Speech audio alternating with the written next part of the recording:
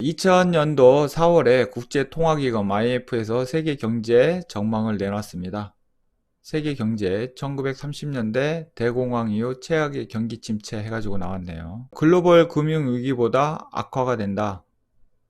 그러니까 예전에 2008년도 때보다 더 악화가 된다는 이야기인 것 같습니다. 1930년대 대공황 이후 최악의 경기 침체랍니다. 그러면은 100년 만에 찾아온 거네요. 거의 90년 만에 찾아온 거네요. 90년 만에 최악의 경기 침체. 2008년도부터 더 악화가 될 거고요. 2000년도 세계 경제 성장률을 마이너스 3%로 전망을 하고 있습니다. 2000년도 1월 달까지 전망 대비 마이너스 6.3%를 더 하락으로 해서 봤네요. 그러니까 굉장히 많이 하향을 한 거죠. 6.3%가 떨어질 정도니까 엄청나게 많이 하향세를 본 겁니다. 2001년도에는 5.8%, 지금보다 약 2.4포인트 정도 더 올라가는 정도로 보고 있네요. 그러면은 올해는 경제 성장률이 안 좋더라도 뭐 내년에는 좋아진다는 얘기잖아요. 주가는 꿈을 먹고 가는 거죠. 미래에 대한 전망치를 먹고 가는 거기 때문에 지금 당장은 코로나로 인해서 엄청난 이런 어떤 경기 침체가 일어나고 있지만 실질적으로 앞으로의 낙관적인 전망을 바라본다면 주식시장은 상승할 여력이 있다. 물론 이제 실물 경기가 안 좋아져서 이 부분에 대한 여러 가지 어떠한 약간의 어떤 오차는 발생이 될 수 있겠죠. 오차는 발생이 될 수 있을 겁니다. 국제통화기금에서 세계 경제 전망을 했지만 주로 이제 고려 요인이 있어요. 첫 번째가 어떤 충격에 대한 그런 성격이 있을 수 있겠다라는 거예요. 즉 과거 충격과 다르게 이번 팬데믹은 노동 공급량이 떨어지는 거죠. 지금 코로나에서 다 전염이 되려고 하니까 많은 사람들이 일을 잘 할 수가 없는 상황이죠. 그러다 보니까 노동 공급력이 떨어지고 또 사업장도 또 폐쇄가 많이 일어났습니다. 예전에는 뭐 사업장 폐쇄라는 건 없었었잖아요. 아무리 경기 침체가 일어난다 할지라도. 근데 이건 뭐 멀쩡한 회사도 사업장을 폐쇄해야 되는 그런 일들이 벌어지니까 여러분들 많이 보셨지 않습니까? 삼성전자나 막 LG전자 공장 문 닫아버리고 잠시 막 중단하고 그랬죠. 확진자 나오는 바람에 그들은 뭐 하루 이틀만 공장 문을 닫더라도 거기에 대한 손실력이 엄청나게 큰 거죠. 그래서 시장 폐쇄에 따른 어떤 공급망 혼란이 일어나고 거기에 따른 생산성이 당연히 하락할 수밖에 없는 이러한 문제들이 야기가 된다. 그렇기 때문에 현재 최악의 어떤 경기 침체로 바라보고 있는 것 같습니다. 자, 두 번째는 전파 확장의 경로입니다. 즉 금융시장이 충격을 받았죠. 현재 실업률이 당연히 상승해 갈 수밖에 없고요. 왜냐하면 노동 공급이 떨어지고 사업장이 폐쇄되고 문 닫는 곳이 많기 때문에 당연히 실업률이 상승이 되고 특히 프리로 하시는 분들이라든가 자영업 하시는 분들 뭐 당연히 안 되겠죠. 그 외에 이제 일용직 하시는 분들, 아르바이트 하시는 분들 그런 분들은 상당히 실업률이 떨어질 수밖에 없겠죠. 그래서 대폭 상승이 많이 꺾일 수밖에 없다. 그러므로 인해서 당연히 생산도 안 되고 사람들이 활동도 안 하고 경제 활동을 안 하다 보면 당연히 디폴트 현상이 나올 수가 있다. 그래서 디폴트에 대한 리스크가 당연히 높아지고 이걸로 인해서 각 나라의 어떤 국제 금융시장이 연결이 돼 있기 때문에 이걸로 인한 어떤 중폭적인 효과가 나타난다는 거죠. 즉 한 나라만 잘해서 될 일이 아니라 지금은 세계 글로벌로 연관이 돼 있기 때문에 어느 한 나라에서 굉장히 치명적인 일이 발생이 되면 다른 나라에도 그게 연쇄적으로 즉 도미노 현상이 일어날 확률이 높다라는 거죠. 그래서 지금 많은 나라들이 이런 것을 조금 막기 위해서 최대한 노력을 하고 있는데 이번 20년도에는 상당히 경제 전망이 불확실하게 보고 있는 것 같습니다. 세 번째가 극심한 초기 지표가 부진이 일어납니다.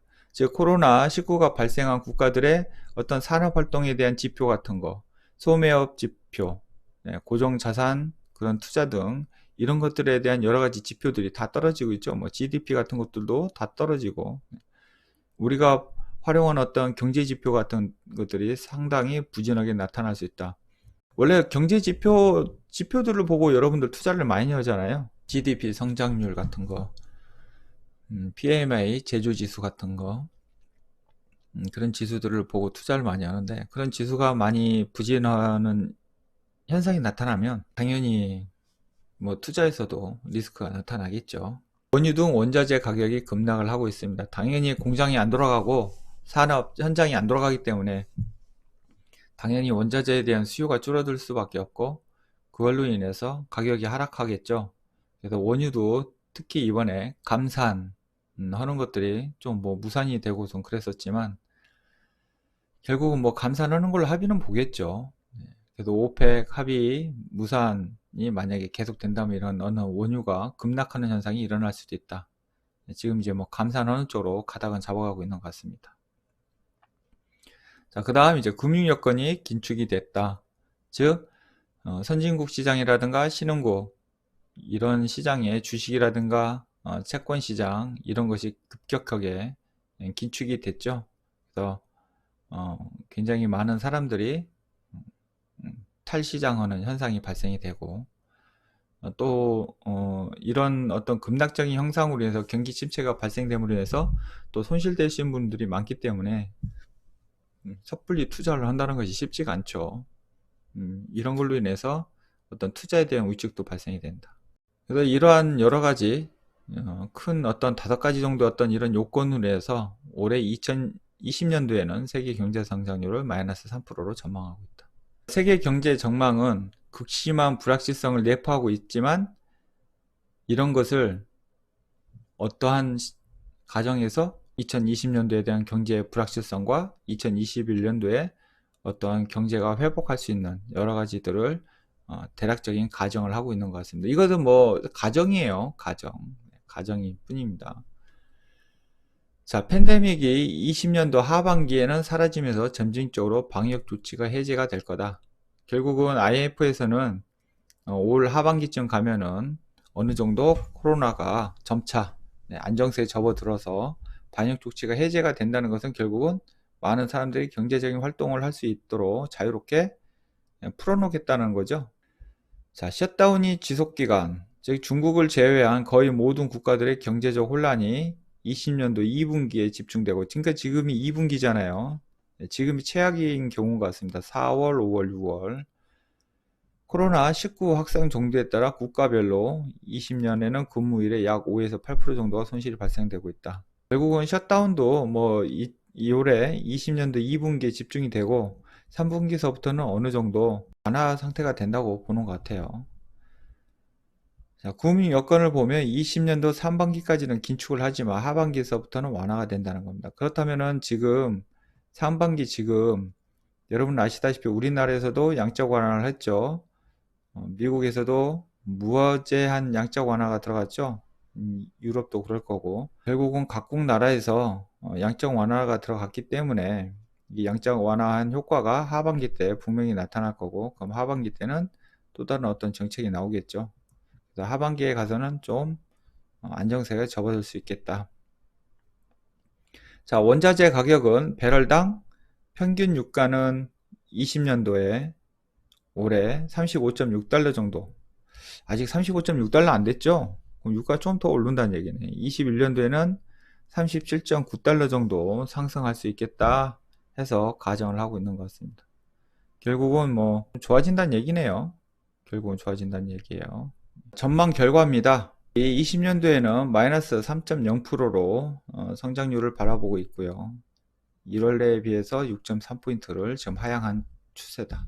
조정을 했다는 거예요. 자, 21년도에는 5.8% 반등해서 플러스 2.3%로 전망을 하고 있다. 굉장히 많이 좋아지네요. 마이너스 3.8에서 5.8이면 엄청나게 좋아지는 거잖아요. 이게 마이너스 3.0에서 6.3으로 조정을 한 거니까 6.3을 더하면은 이게 3.3%였었네요. 3.3%죠? 3.3%였다가 이게 5.8%로 간다는 얘기예요. 그래서 2.4포인트가 더 올라간다는 얘기인 겁니다. 이게 지금 여기서는 뭐 2.5%인데 얘들 뭐 소수점 차이 뭐 생각을 했나 봐요. 결국은 올해보다는 올해 원래 당초 예상했던 어떤 경제 성장률을 21년도에 이것을 회복하고도 더 추가적인 상승이 이루어질 수 있다는 얘기네요. 결국은 이 얘기는 양자 완화를 해서 엄청난 경기를 살리겠다는 얘기인 겁니다. 돈을 그냥 싹 다 풀겠다는 얘기예요. 즉 유동성 장세가 엄청나게 일어난다는 얘기인 거죠. 글로벌 금융위기가 옛날에 2009년도 이때 당시에 마이너스 0.1%였다가 10년도에 1년 사이에 5.4%로 반등을 했답니다. 그러니까 글로벌 금융위기 때는 전체적인 세계 경제 성장률이 마이너스 0.1%였었는데 10년도 1년 후에는 5.4%가 됐으니까 거의 뭐 5.3% 가까이 5% 이상 반등을 한 거잖아요. 상당히 많이 반등을 한 거죠. 그러면은 실질적으로는 지금 마이너스 3에서 5.8이면은 이게 8% 넘는 성장이 이루어진다는 얘기인 거잖아요. 여기서는 이게 5. 얼마인데 이 마이너스 3을 기준으로 따져서 5.8%까지 간다는 것은 어마어마한 성장인 거죠. 코로나가 어느 정도 완화가 되고 나면 시장이 급반등한다는 얘기인 겁니다, 여러분. 우리로서는 굉장히 대박을 날 수 있는 좋은 기회죠, 여러분. 이런 현상이 일어나면 가장 수혜를 받을 나라가 어디 나라일까요? 선진국은 올해 20년도에 마이너스 6.1%를 지금 경제 불확실성으로 보고 있습니다. 7.7%나 떨어졌네요. 평균 여기 전 세계 전망이 6.3%가 떨어졌는데 조정을 했는데 7.7%니까 선진국의 경제가 더 안 좋아진다는 얘기예요, 지금. 자, 신흥 개도국은 마이너스 1.0%, 즉 1월 기준 5.4%만 조정이 됐어요. 결국은 신흥 개도국이 오히려 경제가 더 좋아진다는 얘기인 거잖아요. 중국을 제외를 하면 마이너스 2.2%네요. 그래도 선진국보다는 낫네요. 신흥 개발도상국 나라가 어딜까요? 그 나라에 주식 투자하면 좋겠네. 여러분들이 직접 투자를 못하면 뭐 ETF라도 사면 되죠. 그러면 신흥 개도국 쪽으로 돈이 많이 몰리겠네. 그러면 여러분 미국 시장에 가야 되겠어요? 말해야 되겠어요? 미국 시장 가면 안 된다는 얘기잖아요, 이거. 유럽 쪽에서도 선진국에 해당하는 나라는 가봤자 의미가 없다는 얘기네. 한국이 IFW에서 분류상 한국을 선진국으로 분류하고 있답니다. 와, 여러분 선진국에서 살고 있어요. 축하드립니다. 근데 2000년도에 마이너스 1.2%로 전망을 하고 있어요. 지금 여기 선진국이 마이너스 6.1%로 지금 조정이 왔잖아요. 경제 성장률이 이렇게 된다고 했는데 대한민국, 한국은 선진국에 분류가 되는데도 불구하고 그 나라들 중에 대한민국은 마이너스 1.2%만 경제 성장률이 발생이 된다고 보고 있는 겁니다. 그러면 여기서 기준으로 따지면 약 마이너스 5%가량이 더 우월하다는 거예요, 우리나라가. 결국은 플러스 5%더 다른 나라에 비해서 성장률이 높다라는 겁니다, 여러분. 여기 보면 선진국은 2000년도 1월 기준으로 해서 마이너스 7.7%가 조정이 됐는데 우리나라는 3.4%만 조정이 된 겁니다. 절반 정도밖에 조정이 안 된 거예요. 우리나라가 코로나 대처를 너무나 잘해서 그런 겁니다. 이거 어마어마한 거죠, 여러분. 이거 어마어마한 거예요. 그러면 돈이 어디로 흘러 들어간다? 여러분, 돈이 어디로 흘러 들어간다? 써보시죠. 자, 세계 양장화라 일어난 그 수많은 투자 자금이 어디로 들어간다? 21년도에 선진국은 약 4.5% 정도 성장하는 걸 바라보고 있습니다. 근데 한국은 약 3.4% 정도 성장한다고 보고 있네요. 선진국인데에 비해서 3.4%가 한 1% 정도가 좀 덜 성장을 하네요. 자, 신흥국은 6.6% 성장이 전망이 되고 있네요. 그러니까 신흥국이 엄청난 성장세를 이루고 있다는 거예요. 결국은 여러분들이 주식을 투자를 하려면 그럼 신흥국에다가 투자를 하세요. 종목 사기 힘들면 어떻게 하면 되겠어요? 신흥국에 관련된 ETF를 매수를 하시면 되겠네. 자, 20년 하반기 중 팬데믹 종료 여부와 정책적 지원 효과에 따라서 변수는 발생될 수 있다는 겁니다. 팬데믹이 일단은 빨리 종료하는 나라가 가장 빨리 선점을 한다고 볼 수 있어요. 제가 보기에는 세계에서 가장 빨리 종료될 수 있는 나라가 대한민국인 것 같아요. 그리고 정책적 지원 효과에 따라서 또 틀린 거니까 우리나라도 지금 정책적 지원을 굉장히 많이 하고 있죠. IMF 지난번에도 제가 말씀드렸듯이 IMF 이후로 최대의 지원이죠. 특히 IMF 때도 안 했던 지원책들이 올해는 이번에는 대거 등장을 했죠. 새로운 정책들이 지원이 많이 나왔습니다. 결국은 유동성이 풀리게 되면 시중에 돈이 많이 몰리게 되고요. 이게 이제 기업으로 돈이 들어가게 되고, 당연히 기업으로 돈이 들어가게 되면 주식시장은 화량이 될 수밖에 없습니다. 19년도 10월달 세계 기준으로 보면 3.4였고요. 2000년도 1월 기준으로 해서 3.3이었는데 이게 2000년도 지금 4월 해서 마이너스 3.0 앞부분에서 봤죠?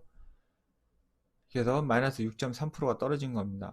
그런데 21년도 1월에는 3.4%를 바라보고 있습니다. 21년도 4월에는 5.8을 바라보고 있네요.